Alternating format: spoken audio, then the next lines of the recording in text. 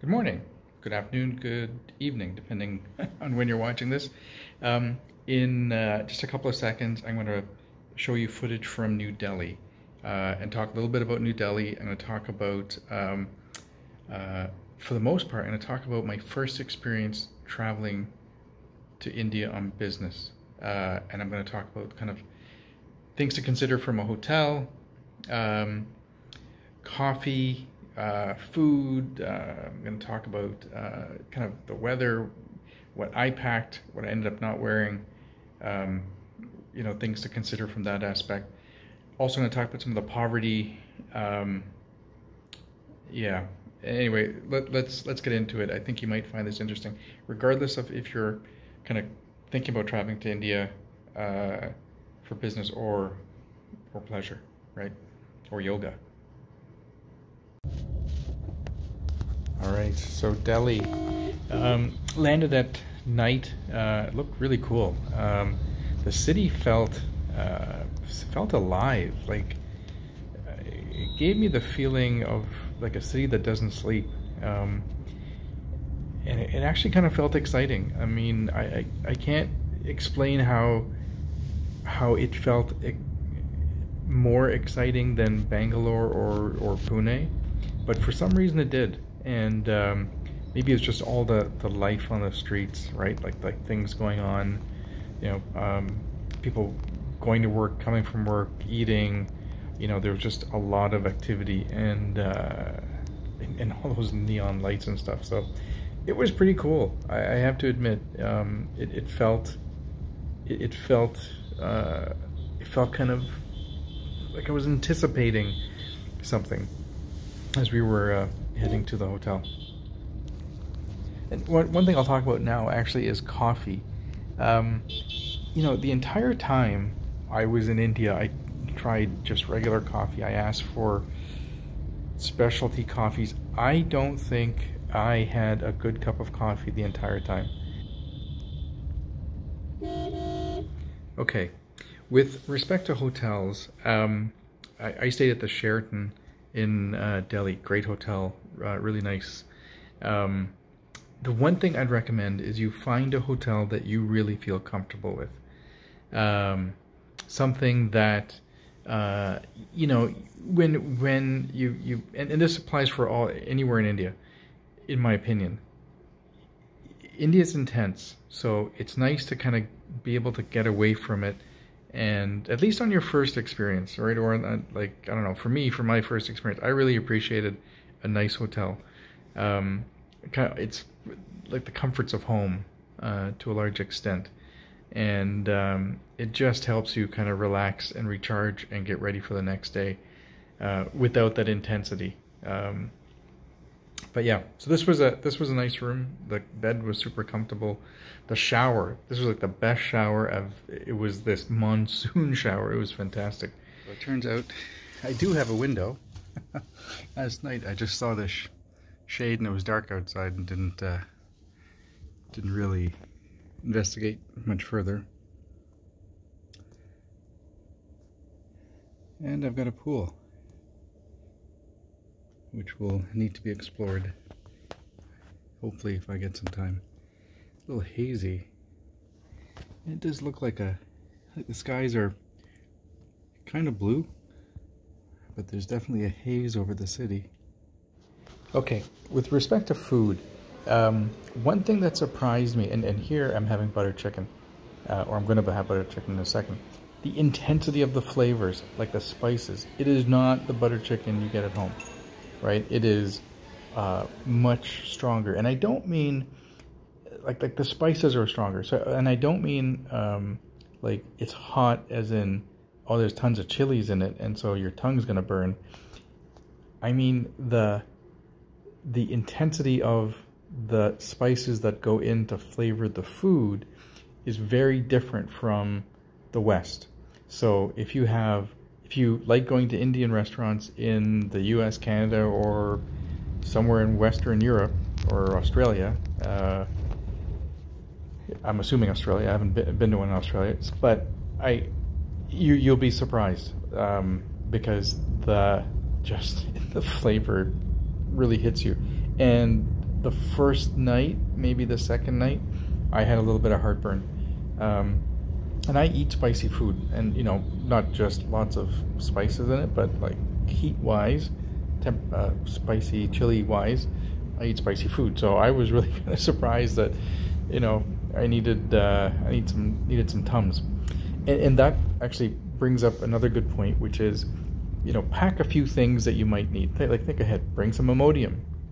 Imodium is a good thing. Imodium is your friend. I didn't have to use it, fortunately, because I took some Dukoral prior to coming, and it's a cholera vaccine that also, for the first 3 weeks that you take it, helps with you know, preventing diarrhea. But I did bring Imodium just in case. I brought some Tums, and I'm really glad I did.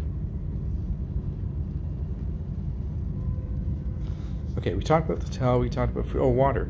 Yeah, didn't have any ice in any of my drinks.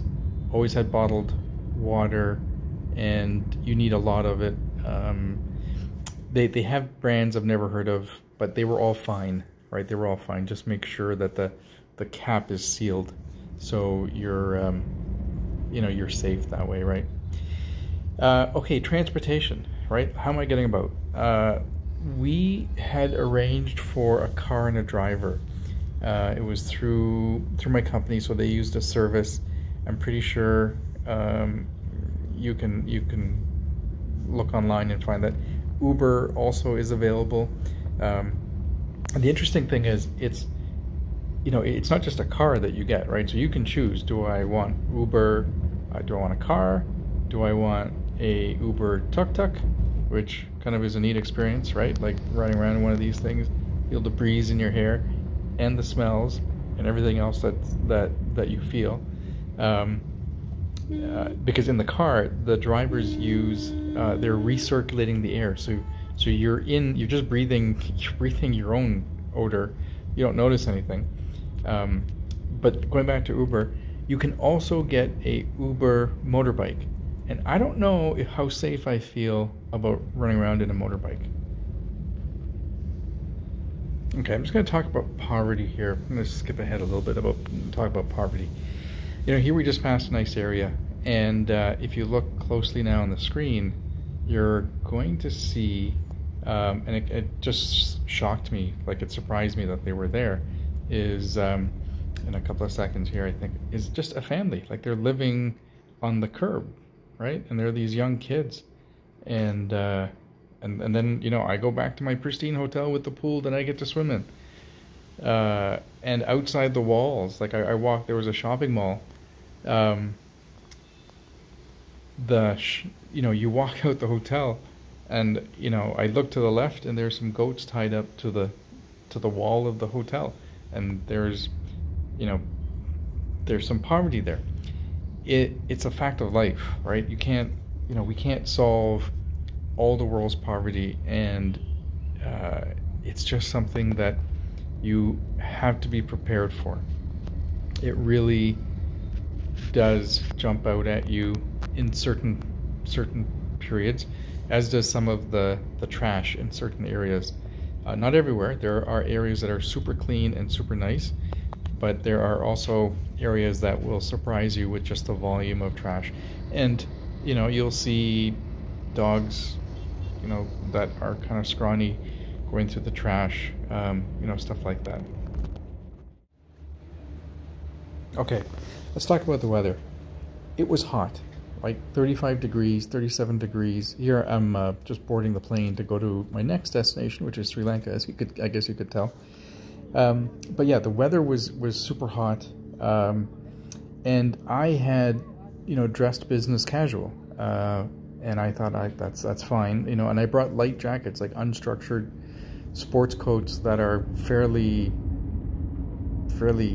airy, and yeah, man, it was like super hot. So I didn't end up wearing the sports coats, or I'd wear it and I'd take it off as soon as I got to the destination. A lot of the what do you call it, the offices, like the office was air conditioned, not necessarily the hallway and the stairs. It's, you know, and I understand that it's a feat to try and air condition that, you know, the volume of an entire building. So it completely makes sense. You need to kind of dress for that. I would also say shorts, you know, yeah, definitely not for business, but for pleasure. I didn't see a lot of people walking around in shorts. Like, you know, coming from the West, that would be something I definitely want to do, to wear, but you know, especially when you go see sites. But a lot of people wear pants, and so you need to figure that out, because a lot of sites, especially religious sites, don't want you walking in shorts.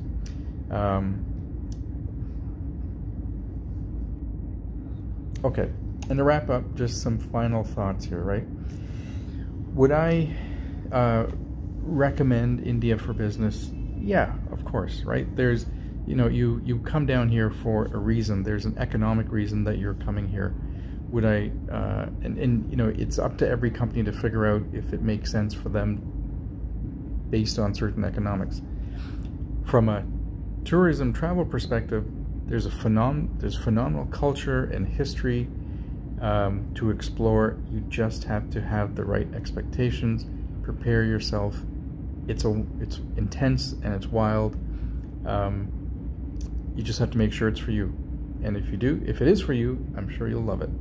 Anyway, next video will be from Sri Lanka. Thanks for watching.